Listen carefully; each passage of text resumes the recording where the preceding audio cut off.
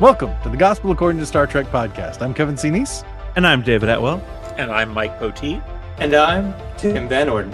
And this is episode 36, The Unforgettable.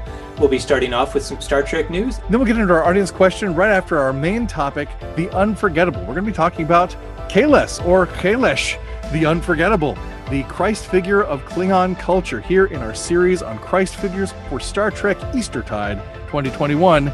Stick around. There are too many people here. Oh, my mercy. Okay, well, guys, we're all here. This is legendary. This might be a mistake. Red letter star date in the podcast history.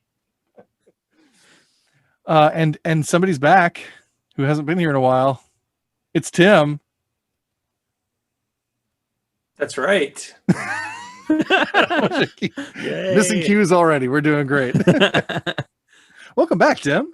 Thanks. I'm like that kid that you throw the ball to and he just stands there and lets it hit him.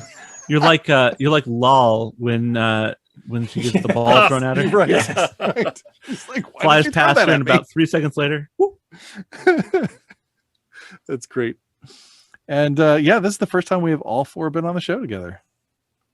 So welcome, everybody. It is a good day to podcast. It is a good day to podcast. So we have 2 pieces of Star Trek news and 4 hosts, and we did not plan ahead of time how we're going to work this out. So I say just whoever wants to just jump in with the Star Trek news item, because you all know what they are. Catherine Janeway is a hologram. We already did that with Tim. Don't you listen to the show, Tim? Don't answer that. Don't answer that. For the listeners at home, that's funny because before the podcast, I was the one that didn't know that they had already. All right, who else? Well, I do know they have finished writing the scripts for season 4 of Star Trek Discovery, so Hoorah. progress being made. And as we all know, writing is the most important thing in Star Trek, so basically we're done.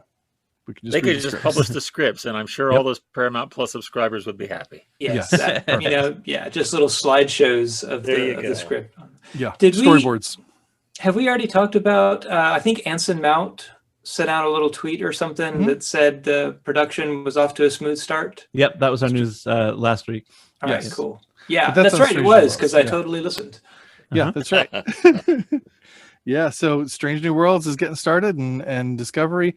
Now, I don't know how soon they're going to wrap up production, because I know they're already filming. They have been filming for quite some time.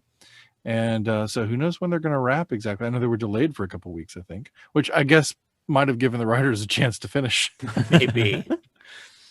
See, I had heard earlier that, Michelle Paradise said that season 4 is done. And I'm like, like they wrapped production or something. Oh. But it's just the writer's room is done with season 4. So.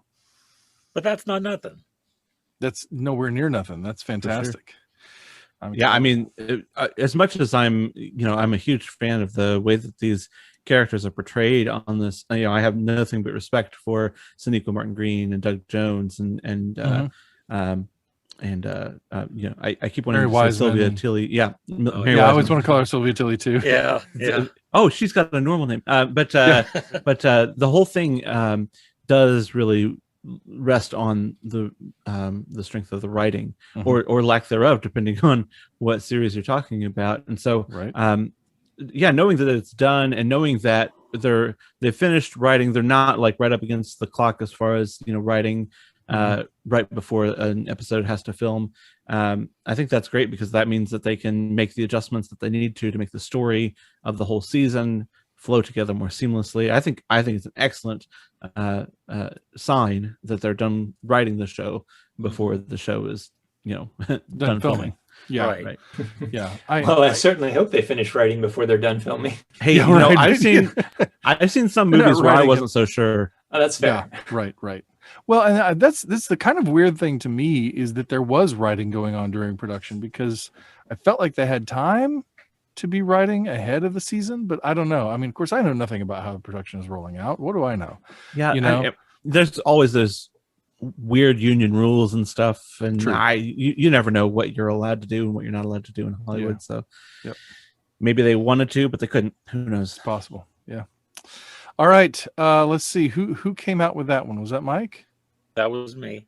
Okay, so Mike is out of the running. Now somebody else has to come up with the next one for Star Trek news. Janeway's a hologram. Is this a Star Trek podcast or a weird icebreaker at a summer camp? I don't understand. Go around the room and say your name and one thing you did over the summer. All right, Tim already said Janeway's a hologram, so David, it's yours. I don't know what the other news is. What is it? Why do you think I went for Janeway? That's because You were I gonna looked it surprise up and us didn't tell anybody what it was. Right. Yes. This was the secret surprise one. Tight ship we run around here, people. Tight ship. Uh-huh. Okay, so actually, I saw this a while back. Should we just take this from the top? No, we're too deep in.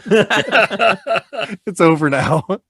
Oh, so I had actually seen See this. you next time. See, oh, there it is. There it is. Show's over now. Oh my gosh, we're never gonna get this show finished.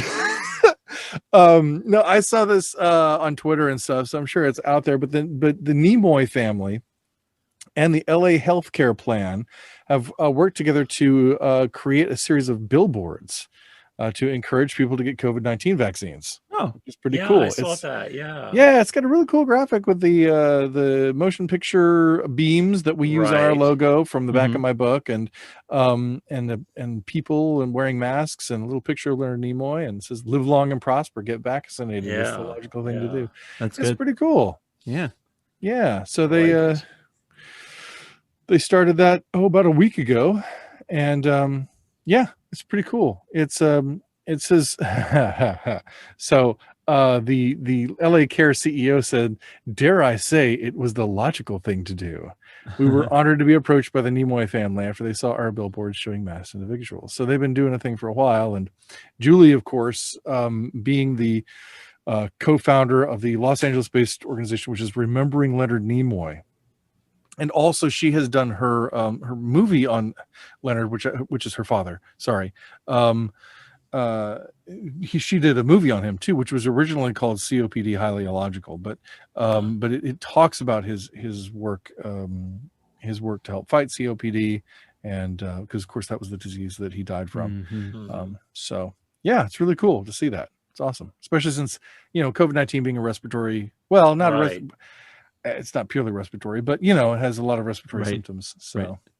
it's pretty cool. Pretty And cool. you're certainly at higher risk if you have pre-existing respiratory conditions. Mhm. Right, like COPD. So Yeah.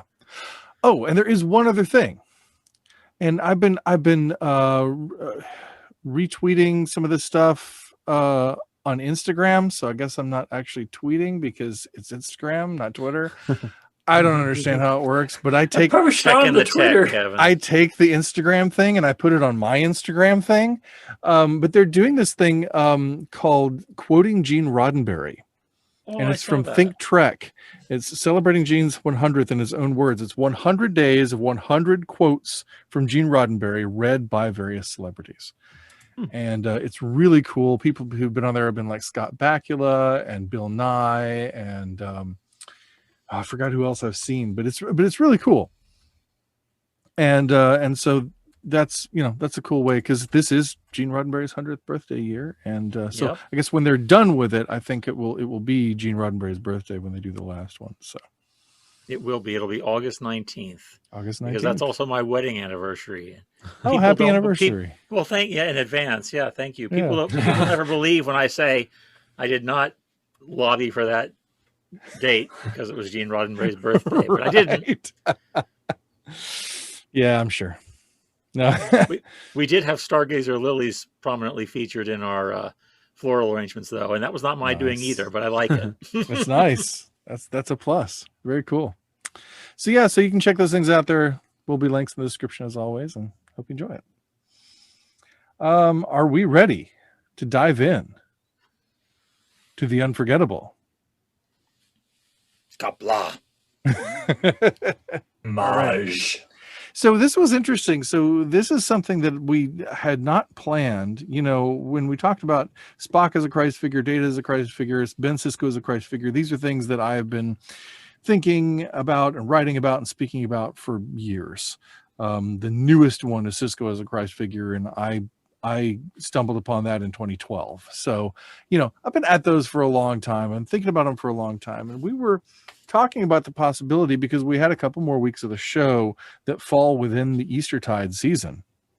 For those of you from liturgical traditions, you know that. For those of you who don't, Eastertide. Mike, tell us about Eastertide, please, since you do have the liturgical background. Yeah, Eastertide is the 50-day season after Easter Sunday, and it derives its length because 7 being a holy number, 7 weeks of 7 days gets you to 49, and then the 50th day is the day of Pentecost. So it's basically, in liturgical traditions, it's a way for the church calendar to express the fact that the marvel and the joy and the miracle of Easter is too great to be contained to one Sunday.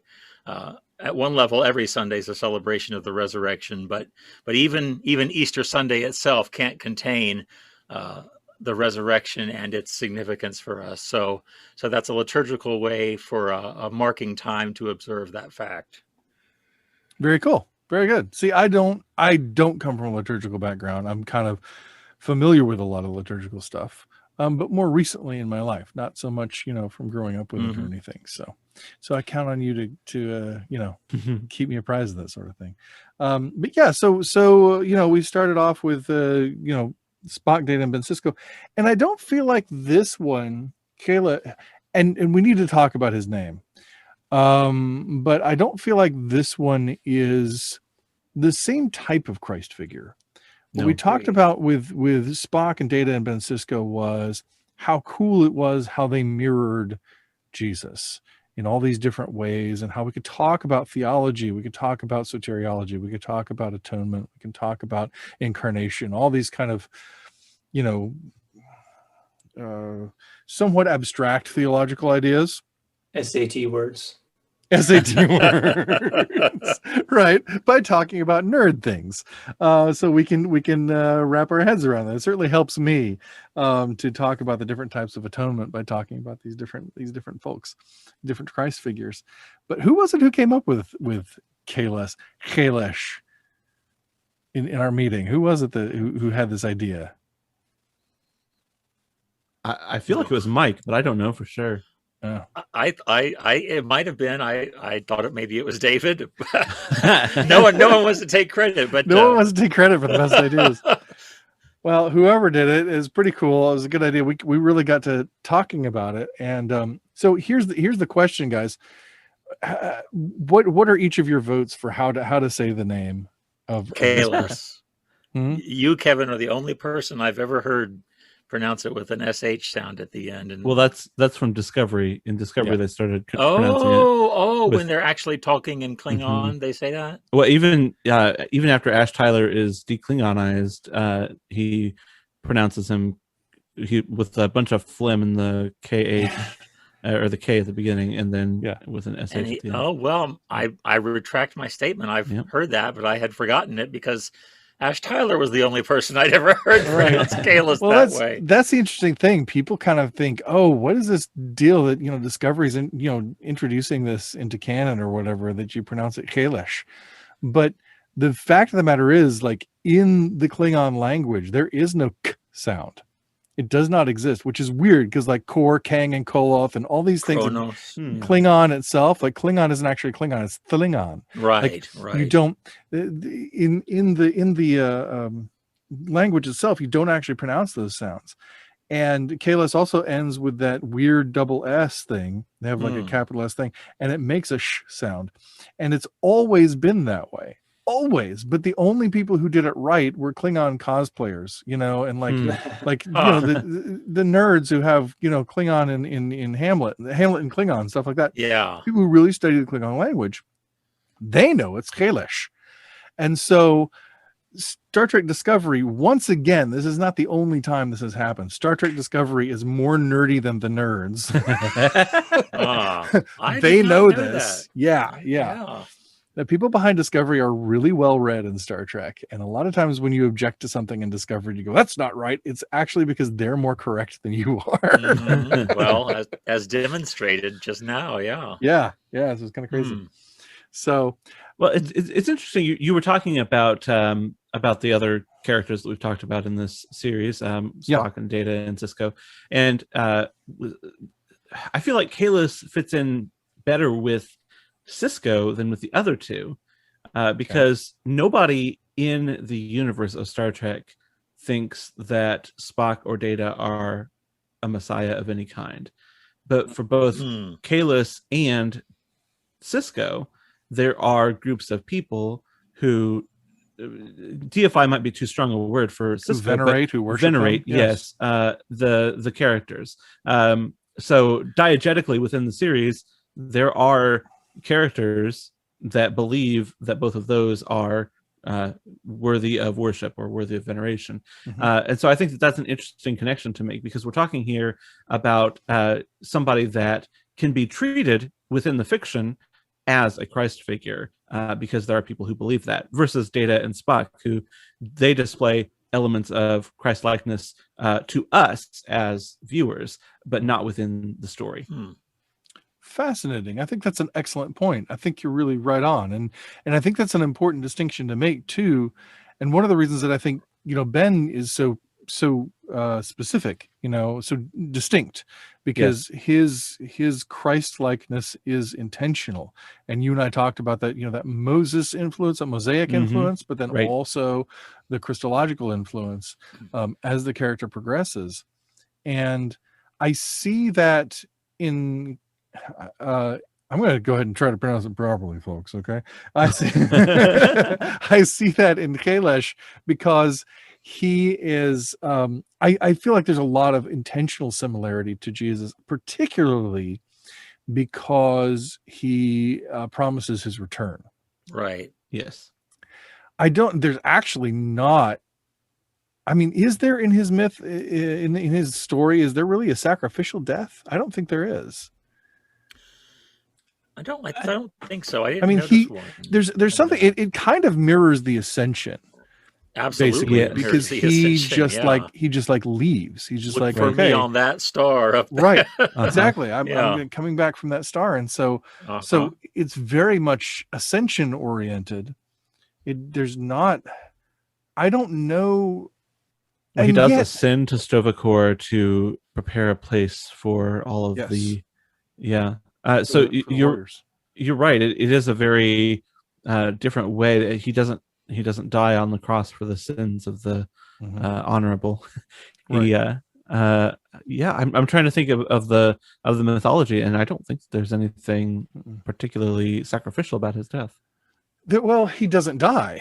He's like would be like one of those biblical figures who's simply taken to heaven, like Enoch or Elijah. Yes, very somebody good. Like that.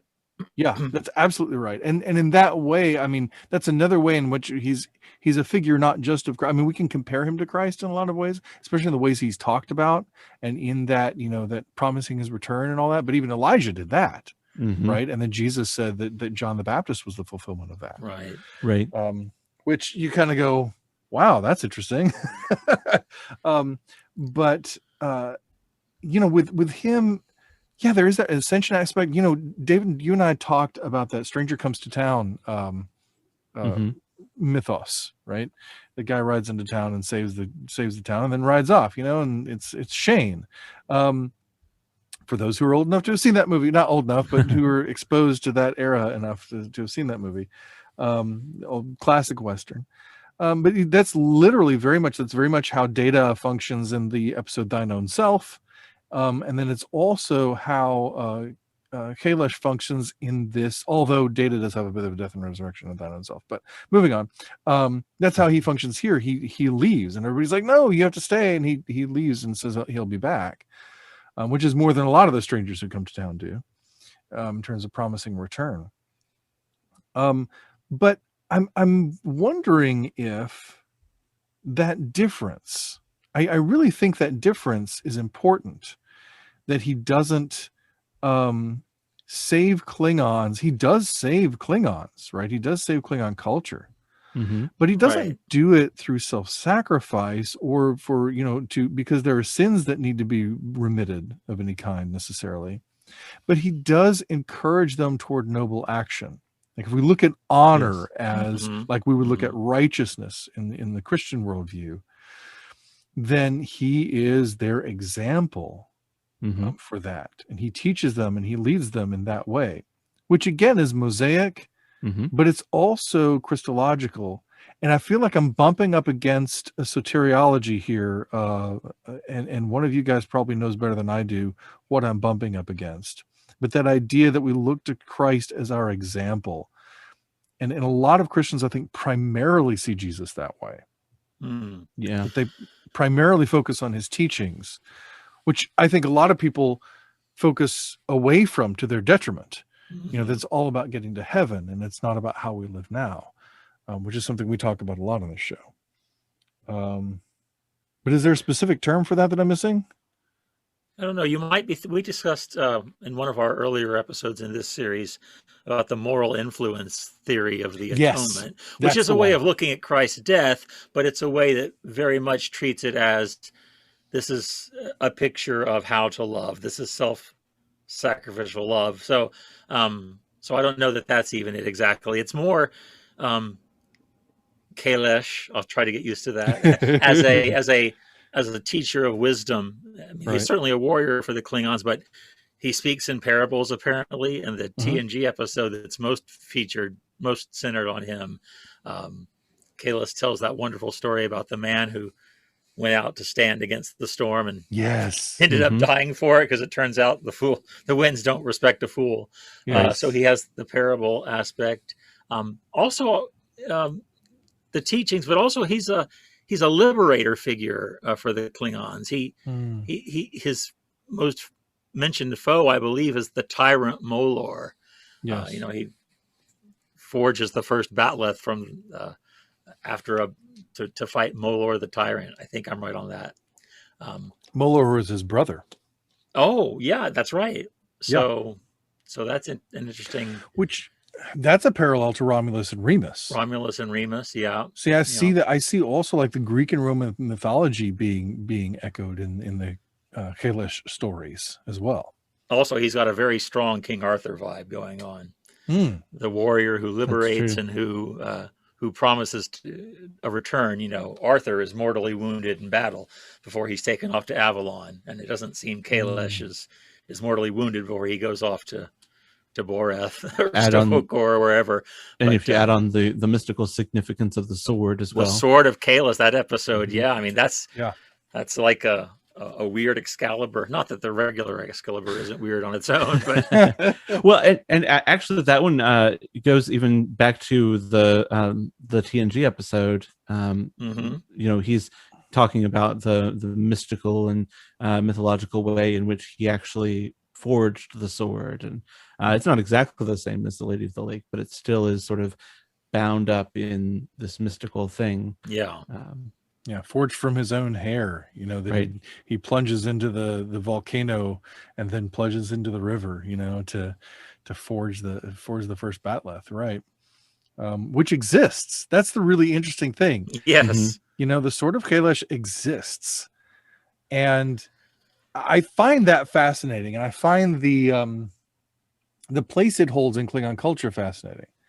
I feel like it's set up very similar to the Grail, to the Holy Grail. Yeah. Which, by the way, just for anybody who thinks otherwise, the Holy Grail is not a Christian thing. It does not exist. It never existed. No one ever believed it was real until like kind of more recent history. It was all poetry and legend and fake and never existed. Just letting you know. Are you telling me that Indiana Jones lied to me? Dude, last week, no, it was a couple weeks ago. Mike and I found out that Jurassic Park lied to us. Dude, Steven Spielberg, he's a liar, man. What can I say? And David Koepp, I mean, he wrote some of those stories. I mean, I don't know. We can't trust these people, man. You're right. I agree. Be careful making legend and fake synonymous too easily there, Kevin. Yeah. You're right. True myth, because man. it's certainly the Grail is a very potent mythic symbol. But yes, right.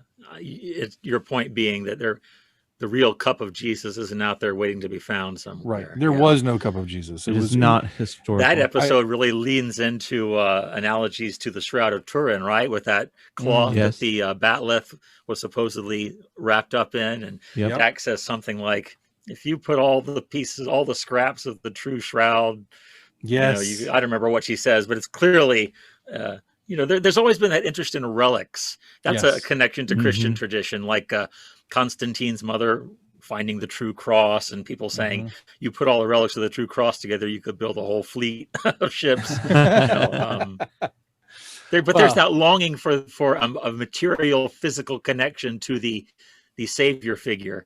That's very strong in lots of religious traditions, not just Christianity. And we see that also in a couple of different places. I mean, Star Trek loves the idea of artifacts from days past. I mean, we've got another connection to the Savage Curtain, Kahless, to the connection to Surak. I mean, all throughout, I'm thinking specifically of Enterprise, where they go to the monastery in Pajem, and it's full of Vulcan artifacts of Surak and all of these pseudo mystical things, and then of course you've got the archaeological finds that Picard is involved in a couple of different cases, and there is a lot of drive behind these artifacts. I think a lot of times these artifacts are, Mike, you said it, there's a lot of drive even in our world behind trying to find these artifacts, trying to have a physical connection to the Messiah in some way or some form. We feel like it has some sort of power with it, and I think that goes beyond. We talked about Kahless sort of being an exemplar of right living for the Klingon people. I think it's more than that. I think he doesn't just exemplify it; he defines it.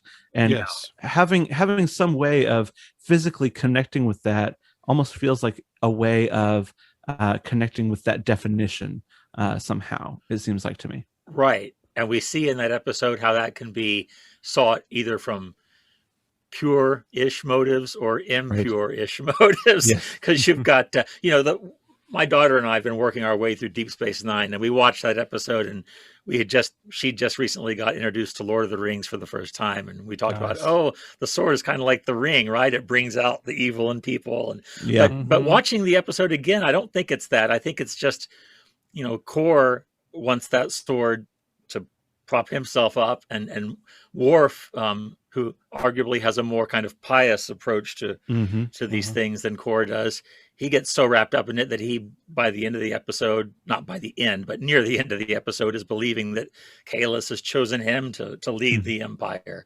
And it's all this excitement they work themselves up into over the sword of Kahless. So those symbols can be, as much else in religion, can be used for good or for ill. Yeah. And then at the end of the episode, Sean Connery shows up and says, Indiana, let it go. And then they do. Descending from Shakari. Yeah, Shakari. Shakari. You're right. And it's interesting. I feel like that episode speaks to why the potential pursuit of like powerful relics is it can be such a poisonous thing, and I think that's really a lot, going back to Indiana Jones. I think that's a lot of what Indiana Jones is about too, and why it's important in the third movie that, he lets it go. Well, this pursuit of power is interesting though, because I think every time that we see Kahless, he is not sort of himself. He is being used for a particular purpose. So in his first appearance in the Savage Curtain, he is through this sort of warped view of who he is from a human mind and a Vulcan mind. You see him being used to test the differences between good and evil. And then in Rightful Heir, you see him attempted to be used by these monks on Boreth to try to take control of the Empire and turn them back. We see the you were talking about with the sword, and then in Discovery we see him used by T'Kuvma to call the Klingons back together again and try to bring everyone back to the same side, and the whole remain Klingon chant and all of that. We never really see him on his own terms. We always see him being used by some other person or group to try to gain power. And I think anytime a Messiah figure is attempted to be used to gain power, weird stuff comes out of it. We see that a lot throughout Star Trek. That sort of is the story of Kahless. Yes. I mean, you're bang on there. I mean, the whole thing about remain Klingon, it's like, you can say remain Klingon, like the whole idea of like, yeah, we're going to unite the Klingons. Boy, that sounds like such a noble thing. That sounds like such a righteous thing. And it makes sense that T'Kuvma would gather followers, around that idea that we're going to be unified. But if we're going to be unified about being Klingon, we have to be clear about what being Klingon is. Right. And if our view of being Klingon is rigid and exclusive, and if we are uniting people through, force, right, then we're going about it the wrong way. We're not, it's not unity through openness and diversity or inclusion or anything like that. Because you can be unified around ideas that are important. You can all share values that are meaningful. But I think when we don't allow shared values to be applied broadly, that's where we get into trouble. And I feel like T'Kuvma's whole push, like it seems to be, or at least T'Kuvma believes it to be, in service of Kahless. But I think maybe it's more of an abuse of Kahless. Yes. I keep going back to Return of the Archons, and which is the episode that I used in the book as sort of the archetypal way that the original series dealt with religion. And I think of Landru, and they've developed this system to try to preserve the teachings of Landru, but they've so mechanized them, literally, by making Landru a computer, like a supercomputer thing, that controls the whole planet, that they've drained them of their life and their power. They've lost their life-giving nature. And I think we see this a lot. We see this with Surak in Enterprise, and definitely with Kahless in Deep Space Nine, in Discovery, where people have a particular idea of who he is and what he means and what he's about. But do they really know him? Are they really communicating him, or is he just a symbol? Like when we have the clone of Kahless who comes back in Rightful Heir to be the returned Kahless, to try to listen to my pronunciation going crazy. I've done it like 4 ways in the past 30 seconds, but to try to unite the Empire. And Worf even goes along with this, unite the Empire. It's his idea, isn't it, to put up the clone as emperor, to restore that office as kind of the figurehead, like the Queen of England, to be the repository of all the Klingon ideals, but Gowron will still actually be prime minister or whatever. The Queen of England is the head of the church in England, isn't she? True enough. Yeah, that's a true point. So Kahless is the head of whatever religious institutions. That's the thing. They don't have a church in that sense that I know of. No. Now, there's so much literature, that I'm sure my friends who know more about novels regarding Klingon culture, and yes, I'm talking to you, listener, they could probably tell me more about that. But I know, we have monastics. We saw in Discovery season 2, we have monastics in the Klingon culture who guard the time crystals and all of that. Well, and Boreth as well. Yeah, well, and Boreth as well. That's right. So there is a religious culture in Klingon in the Klingon world, and so there is that sort of push and pull. I think it's not a pure theocracy, right? Like Bajor is. Well, and very famously, the Klingons killed their gods. Yeah. Oh, right. Right, exactly. Well, it's interesting because the Klingons killed their gods, but then they made a god out of Kahless. That's true. Like he is treated like a god. He's a messiah figure, and he has these supernatural powers, and he's looked to as a savior. Maybe the Klingons, like humans, are just made to worship. Maybe so. Maybe so. And that's really go ahead. I was just going to say, how sad is it that that the end of Rightful Heir, that they just sort of all agree to believe in him, even though he's not really Kahless.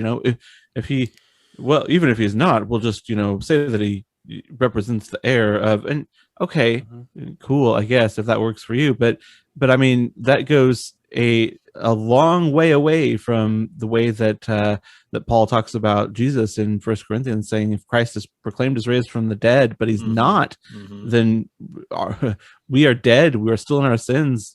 We're most to be pitied of all people.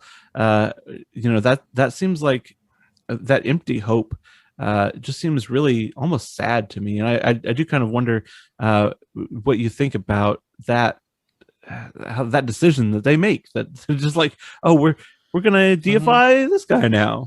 Yeah, it's tough because it's a fundamental question about what Kahless means and who he really is.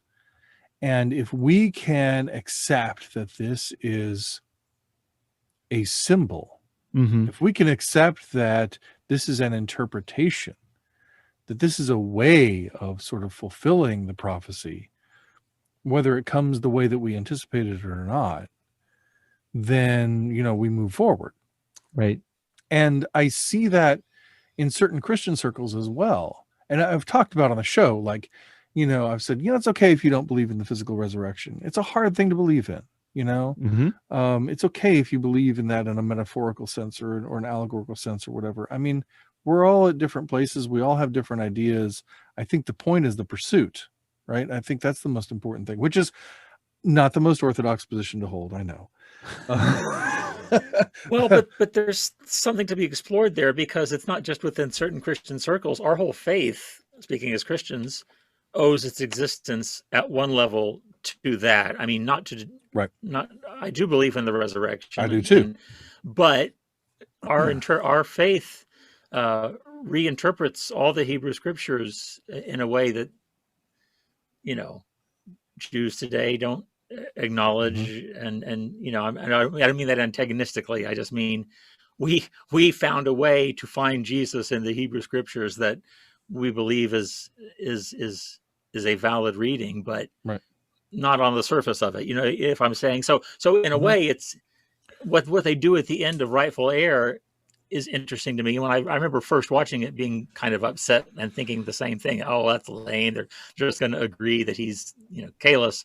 Although that's not really what they do. They Worf says people will be told the whole truth, and some will believe and some won't. But it is a way forward. And I think, we as Christians wouldn't be here today if our ancestors in faith hadn't been able to go back to the scriptures and again, believing under the Spirit's guidance, but still finding that way forward that not everybody bought into.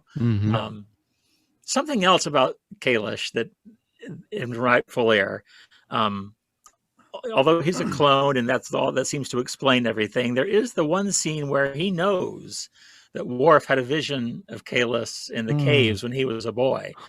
I don't know. I can't think of a logical Star Trek-y way that a clone would know that. And so there does seem to be this possibility of a personal relationship with Kahless that, and they don't just forget it. It comes back. Worf tells the whole story again in Sword of Kahless. He had a vision of Kahless as a boy that, gave him hope that he was going to do something no Klingon had ever done. And he later believed that to be a anticipation of his joining Starfleet. And the clone knows this, and I don't know how. There's no rational reason the clone should know that. The clone's been programmed with the DNA and the memories of the original Kahless, ostensibly, but how would he know about these personal relationships Kahless has had with Klingons down through the ages? And they don't show it. They don't show him telling the the head monk who sort of Yeah. made the clone or anything. So Yeah. narratively speaking, we're sort of led to believe that's him. That's the Mhm. real deal. Well, that's something they discuss is like, well, maybe this is how the prophecy is fulfilled. Just Yeah. like Jesus said of John the Baptist, nobody expected, John the Baptist to be Elijah. But Right. Jesus is like, if you can't accept it, he is Mhm. Elijah. And I think that's interesting about the way he says that. If you can accept it, like And maybe you won't accept it, but frankly, this is what I'm nobody saying. expected Jesus to come the way he did either. Exactly. Right. Exactly. That's Right. everybody was looking for a military leader or Mhm. a very rich king, or Mhm. nobody was looking for a humble peasant from Galilee. Right. Exactly. And I think that's all very rich and interesting, because there's a way in which Kahless does represent an idea of what Christ could have been, or a messianic idea, a messianic image, right, of the warrior king, which is a way that that some expected the Christ to come. Yeah. And And then some also, expected no Christ to come. I mean, right, belief true. in the Messiah was not a given for all first century No, Jews. it So, wasn't. You're absolutely right. yeah. And so there's always that question. And then I love that what you brought out about him knowing the experience that Worf had. This is something that Star Trek does quite a bit too much for the things people say about Star Trek to be true. That is this rigid, purely scientific worldview or whatever. It always, and I say it because we're talking about multiple writers over many decades, Right. leaves that door a crack open to the mysterious, leaves that door a crack open to the transcendent and the supernatural, in ways that it doesn't have to. Yeah. And yet I feel it does have to, because I think there's something more than, there's a something moreness, if you will, to the humanity that is portrayed in Star Trek. I think that's endemic to it. I think that's sort of in the DNA code, in Gene Roddenberry's, pushing a vision, in Gene Roddenberry's vision, it's in there. And I think if you get into the Roddenberryness, you get that stuff. Yeah. And I think my chapters on Roddenberry help explain that a little bit, but it's also something that I don't know if Star Trek ever really, really got away from that. Like, even you look at Picard, who is the most like naturalistic character to that point, like naturalistic captain to that point, for sure. Well, he's a second captain, but you know what I mean. Right. He's a very, very, hard line about this stuff. And yet in where no one has gone before, he sees his dead grandmother in the corridor, and she's talking to him, and she says, "I'm always with you." And he says, "I've felt that." Right. This guy who's this huge naturalist is talking to essentially a ghost and saying, "Oh yeah, I've always felt that you're with me." Like, what do you mean, man? Right. I thought you didn't believe in this stuff. So that's always there. I think of there's a thing called Spirit of Star Trek years ago, out in LA. A guy I kind of know, called Curtis Webster, was a pastor of a church in LA, and he would have Star Trek people come in, and they would view an episode, and like an actor or somebody from the episode or whatever would be there, and they'd view the episode together, and then they'd talk about it. So one of his guests was Ethan Phillips. I think they were talking about the Voyager episode Mortal Coil. And Ethan described himself as an atheist who prays. And I think he said, he was kind of leaning more toward agnosticism at this point. But he said the idea was, like, I don't consciously, believe in God, right? But I still pray.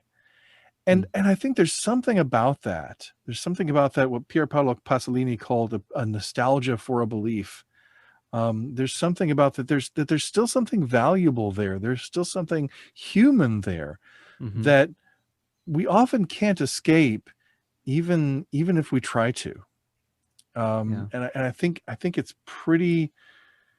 Not everybody does it. Not everybody has it. But I think it is pretty close to endemic to our humanity. Pretty close to intrinsic to our humanity. to be at least thinking about and reaching toward these things, I think is essential. For sure. Early on in Rightful Heir, Kahless affirms Worf for that. He says, "You're still a skeptic," and Worf says, "Oh, yeah."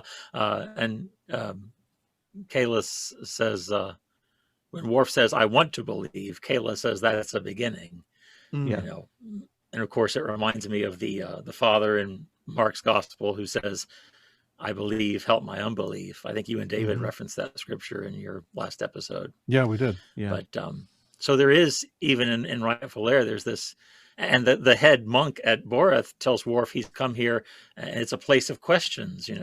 Open your heart, but ask your questions. And again, initially, the clone affirms Worf. Later on in the episode, before he finds out he's a clone, and I feel so bad for him when he finds that out. But early on, he's very okay with questions. It says, and when Worf says, "Questions are the beginning of wisdom, the mark of a true warrior." So it goes along with what you're saying. This affirmation of holding open the possibilities and exploring the possibilities. Well, and the Christian faith welcomes questions. Thomas is a lot of times in culture portrayed as this villain, or not villain, but this sort of oaf who doesn't believe. But Jesus doesn't treat him like that. He welcomes him to prove it. I mean, if your faith is true, it can stand up to anything. It can stand up to the harshest questioning. If it's true, it can hold up.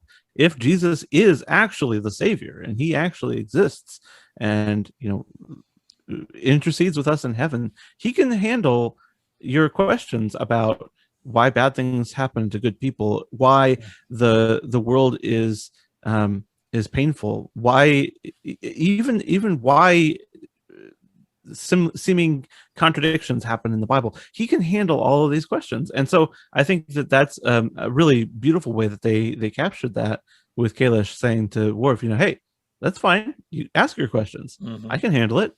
I'm big enough. I'm a big boy. I can handle it. Well, that's very true. And I think that's true of our faith journey too. I think a lot of times when we're afraid to ask questions, sometimes it's like, oh, I'm afraid. We're afraid of the answers. We're afraid of answers that make us uncomfortable. In either direction. I think you're afraid to find out something is true. You're afraid to find out something is not. But I love that in Rightful Heir that Worf saying people will know the truth. They'll know the whole truth of how this happened, and they should. Right. And we should as well. Yeah. That's why it's really important to know where the Bible comes from. I've been having that conversation with my son. He's like talking about the Bible. He's like, it's this book that was written, a couple thousand years ago. Or it was written a long time ago. Who knows who wrote it? And I'm like, okay, well, your first mistake is that you think it's a book. Right.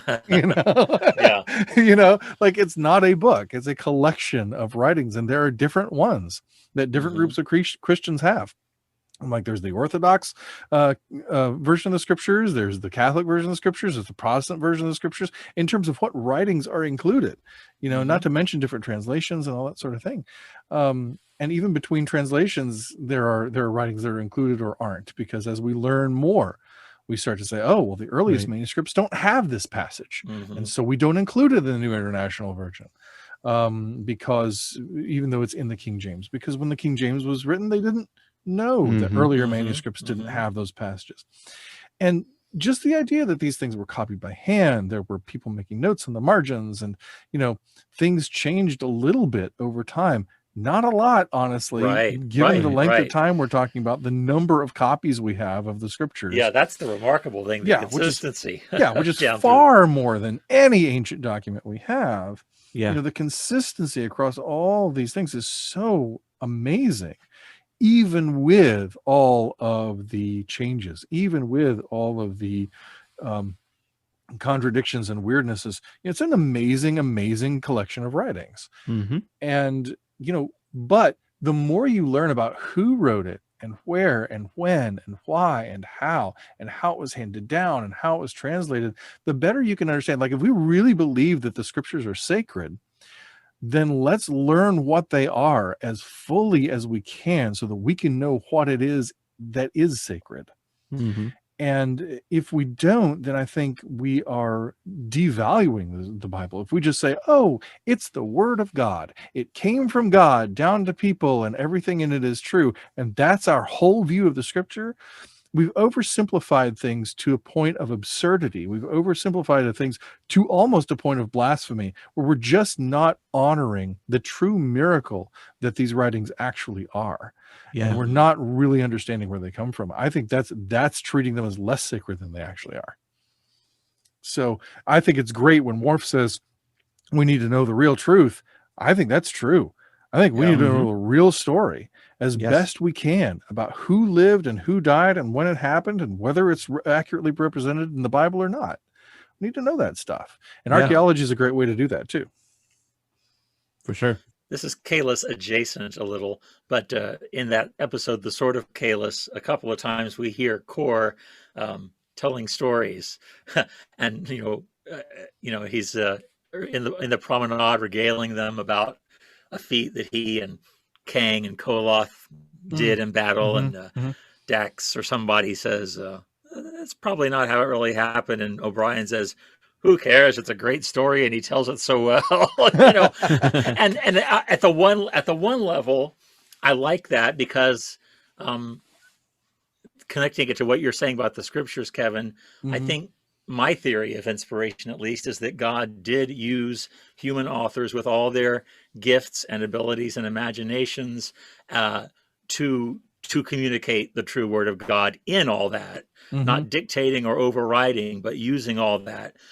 But then on the other side, there is a point at we want to know the factual truth. We want to know the actual. So it's I guess these writings have been preserved, and Christians have cherished them because they are works in which we do believe the word is truthfully conveyed. Sometimes through lots of other genres as well, but sometimes through story and legend and myth in the literary sense of these organizing narratives that give our lives meaning. Right. So I think Kor has a talent for that, but sometimes he gets carried away with his own wordsmithing and his own glory, and goes astray. But. Yeah, well, and we do that in Jesus films too. We do tell the story of Jesus in all these creative, interesting ways, and it may or may not be very historical, but even if it's highly fictionalized, it can be just like these Christ figures that we were discussing in Star Trek. It can be this conversation around ideas that helps us to think more deeply about the significance of Jesus. So, like, I might say, okay, well, was there a real Adam and Eve or not? Well, if I come down on the side that there was, then okay, then that's going to, inform me in certain directions. But if I come down on the side that there wasn't, well, does that mean the whole Bible's false and God doesn't exist? No, we can ask what that story says about humanity, what that story says about humanity's relationship with the divine, or at least how ancient people viewed that. That then helps us see how ancient people would view the story of Moses and the story of Jesus. And that helps us to understand the human significance that those things have to those people. Now, what does that significance hold for us? How do we connect with those ideas? How do those ideas influence us today? I mean, even just thinking through those things reasonably and logically and naturalistically and historically, I think we can still arrive at some things that tell us a lot about why we're here as human beings. We're still exploring that same idea. Is the same ideas about our place in the universe that we explore when we launch a rover onto Mars. That's the same ideas as when we create a myth like Kahless. You can't set out to create a myth. I mean, people don't wake up one morning and say, I'm going to write a myth that'll captivate people's hearts and minds for thousands of years. So I think myths have power because somehow they do tap into those deepest longings and highest hopes. And I don't remember who said this. This is not my original quote, but I read it somewhere in a Sunday school curriculum for adults, that myths are truths that are too high and holy for history to contain. And I really like that. And I think it's more than just pretty language. I think it means these are stories that, to ask, is it factually true or not? misses the point. Yeah. Kind of like when Gowron challenges the Kahless clone to say, "What was the name of the man who died in the storm?" I mean, okay, Gowron, it's a good question at one level, but on the other hand, you're missing the point. This is a parable. You're not supposed to interrogate it for factual veracity. Jesus made up all his parables. They're fiction. There was no literal historical, Samaritan who rescued a Jew bleeding on the side of the road and so forth. These are stories that Jesus created to convey the word of God. Yeah. And Lewis calls it true myth. I mentioned that earlier. Just all of the things that we tell in stories are echoing the truth of the story that God wrote on the stars and wrote in our hearts. There's more going on in the stories that we tell than just the words on the page, than just the things that we're seeing. We're experiencing some piece of what the truer, realer thing is, and being able to reach out to discuss that, grasping onto Kahless is just it's a fragment of being able to talk about what the greater and truer thing is. So in the context of these other Christ figures that we've talked about in Star Trek so far, what's our takeaway regarding Kahless? How does he fit into the Christ figure matrix? Well, I think it's interesting because it's an interesting question, I should say, because I think he definitely is treated like a Christ figure by the Klingons, and actually even by people who are outside the Klingon culture, treated as a Christ figure of that culture, as we talked about at the beginning. But I think also, Christ is very much characterized, and intentionally so, I think, as intentionally nonviolent, intentionally humble, intentionally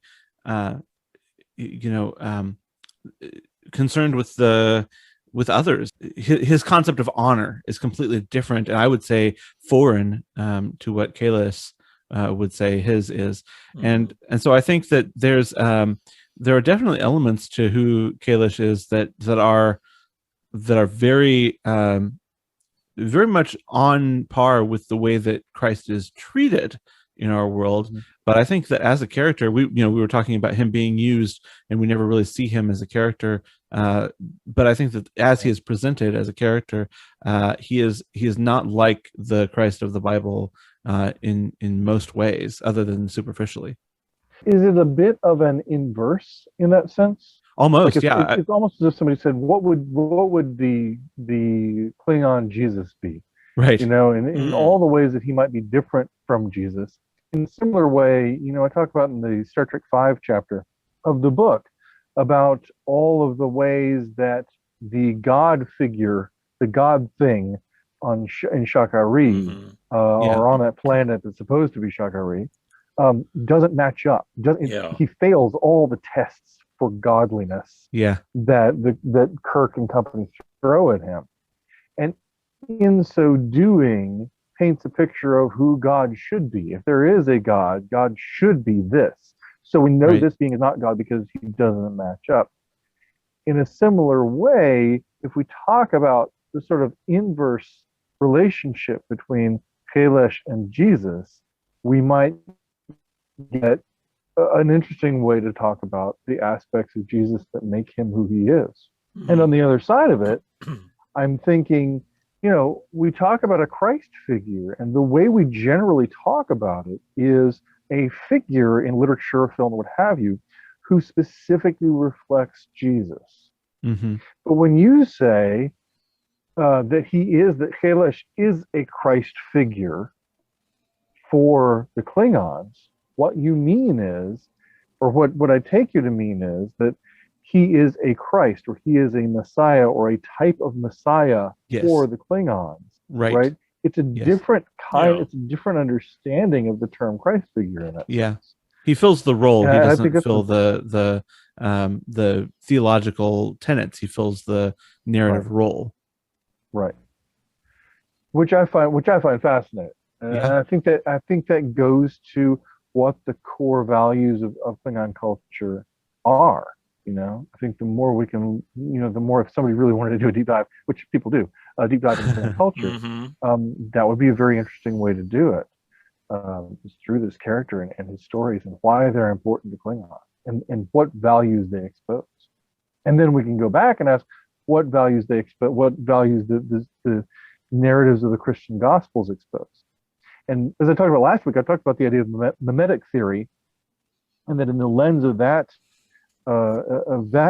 theory, the Christ narrative, the gospel narrative, is a change agent because it begins to counteract the cycle of religious violence, the sacred violence of scapegoating in human culture by telling the story from the perspective of the victim. So how does the story of Christ then, how is it supposed to shape us? How is it supposed to shape our culture? And then how are we distorting it so that he looks more like Kahless? He looks more like the warrior king. For sure. And how are we using it? Like, I think it was either somebody earlier said something about Messiah figures being used to have power over other people. Yeah. And that's always a bad thing. And I think it's particularly a bad thing when you talk about Jesus. Yeah. Because again, how do we Kahlessify? How do we make an inverse of Jesus in the image of Jesus that we project, and in the name of Jesus in which we do things, and the things that we do in his name? I think it's very common, especially in American religion. To be clear, you can't use the biblical Jesus to gain power. It's not possible. In order to try to make that happen, you have to create a whole new Jesus. And maybe you model him on the parts of the historical Jesus, the biblical Jesus that you like or can manipulate or whatever. But the actual person of Jesus, as he is put out in scriptures, cannot be used to gain power. And so in order to, because there are a lot of people trying, in order to make that happen, they necessarily have to change him. They necessarily have to create a new Jesus who is completely different. And I think that we do see that in the figure of Kahless in the show. They have created a new version of him as well. And the new version of him is the one that will fill their purposes the best. And so I think you're absolutely right on multiple levels there. Well, it's the same thing. It's the same pattern we see with Surak. It's the same pattern we see with Landru. This is not an uncommon thing. Right. And I think it would be really easy for people to see that element in Star Trek and take it as this sort of overall critique of religion and this overall sort of push toward atheism. But I don't think that's right. I think that's one of the ways in which listening to and learning from Star Trek can help us, because the questions that are being asked are good ones. The critiques that are being raised are good ones. People should, when Gene Roddenberry talks about his distaste for religion, when he describes the things of religion that he distastes, that he despises, Christians should agree with him on all counts. We should just simply recognize that doesn't mean that the things that religion is supposed to preserve and move forward in the world aren't bad things. Yeah. Gene Roddenberry is looking for the same goals that we are. He has the same ideals in mind that we do. He's just trying to eschew religion, of that type, because he sees the damage it causes. And we ought to be doing the same thing. And so that's where I think it's so important to have dialogue with people and to listen to those critiques from within and from without, and find their merit, and then ask, okay, what caused this? How did this get this way? And what do we do to remedy it? What's the truth that we need to be pursuing? What's the goodness that we need to look for? What's the beauty that is really what we should be going after instead of what we have here? Right. And I think that's important to making us better Christians and better humans, as though those were separate things. Right.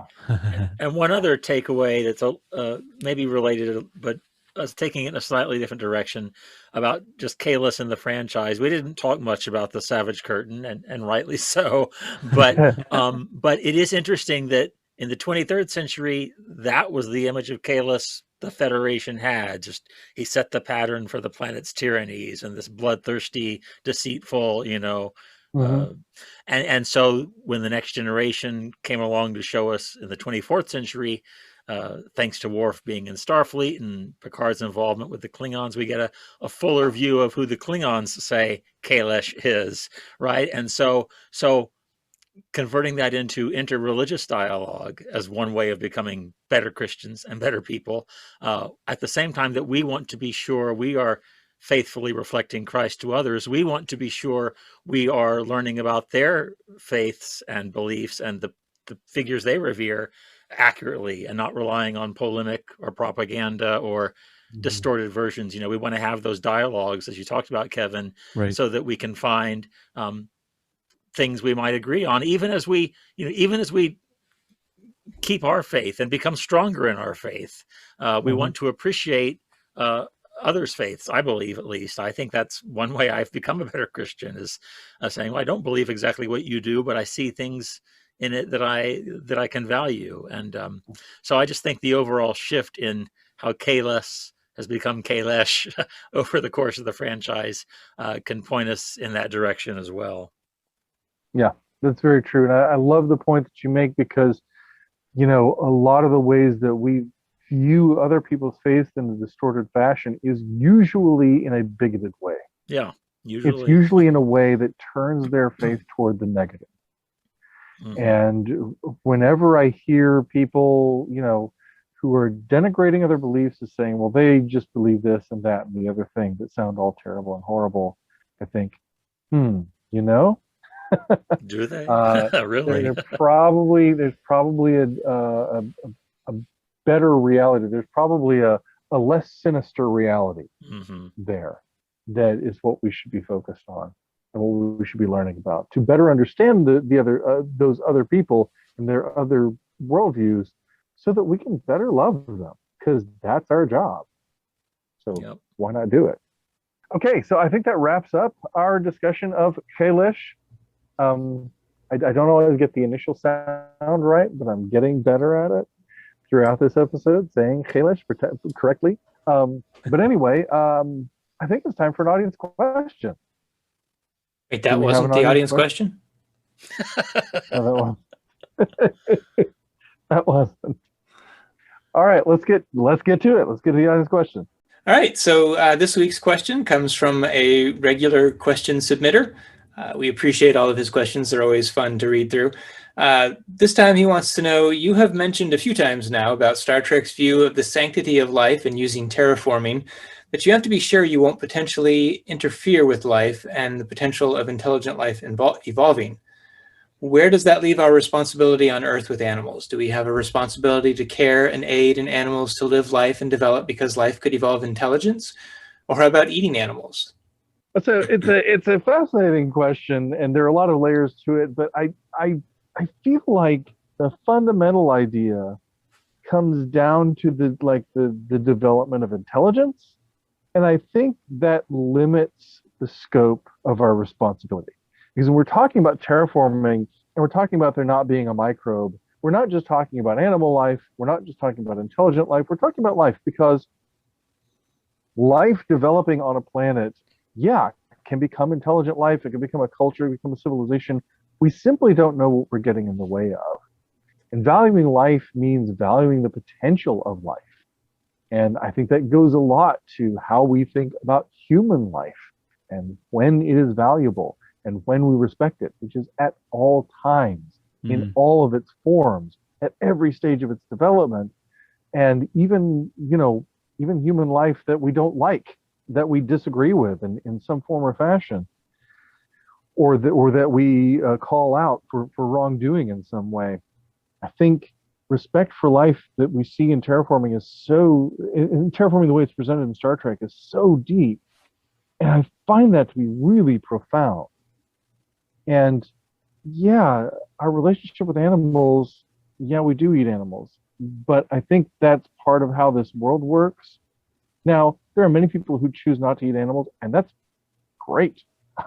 I would love to not eat animals. That would be fine with me. So far, I feel like my body doesn't function well unless I eat animals, and that's I don't like that. But that seems to be how I am. I could be wrong. We are omnivores. We are capable of eating both plant and animal life, but we are also intelligent. We get to choose. But the fact of the matter is, life on this planet must consume other life in order to continue to live, whether it's plant life or animal life. But I do think we have a responsibility to care for life on this planet, to care for animal life and plant life on this planet, not just because our lives are dependent upon it, but because it's our call as co-creators with God, as cultivators of creation. We care for animal life not because it could evolve into intelligent life. There are plenty of intelligent animals, dolphins, octopuses, apes of various kinds.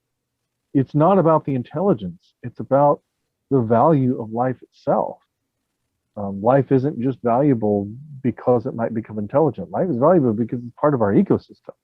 Yeah. It's part of our world, and it's part of the creation mandate that we are given as humans to care for this world, because we have the capacity to destroy it and are doing so on a regular basis. So anything that we can do to care for and cultivate this world is important, development of intelligent life or not. So I think the question is a good one, because I think that the Star Trek principle regarding terraforming does apply, and I think it applies in a very specifically Christian way. But I think limiting it to the development of intelligence, I think, limits the breadth and the depth of our responsibility. All right, that was a fascinating discussion, guys. I really appreciate it. Great to get you all on the show at once. And Tim, what do we have coming up next week? I'll tell you what we have coming up next week, Kevin. Will you? Okay. It's going to be a surprise. Ah, wonderful. So you'll just really have to stay tuned and find out. Yeah. Okay. All right. That sounds good. Hope everyone will join us for the surprise episode, because that's what we're doing. In the meantime, please like, share, rate, comment, and subscribe wherever it is that you do that. And also, be sure to send us your questions. Gospel According to Star Trek on Twitter and Facebook, or gospeltrekpodcast@gmail.com. We would love to discuss your questions on the show. And you can also support us on Patreon, patreon.com/gospeltrekpodcast. Tim, do you have anything else to say to the folks at home? Remember, folks, you've not experienced the New Testament until you've read it in the original Klingon. It is out there in Klingon too. I think you can do that. So that's going to wrap it up. That would be a real Klingon Christ figure right there. We see how they portray Jesus in the Klingon. I don't know if that exists. But anyway, that's going to wrap it up for this edition of the Gospel According to Star Trek podcast. Thank you so much for being here. And until next time, I'm Tim Van Orden. I'm Mike Poteet. And I'm David Atwell. And I'm Kevin Senes. And as Jesus said in John 10:10, live long and prosper. See you next time.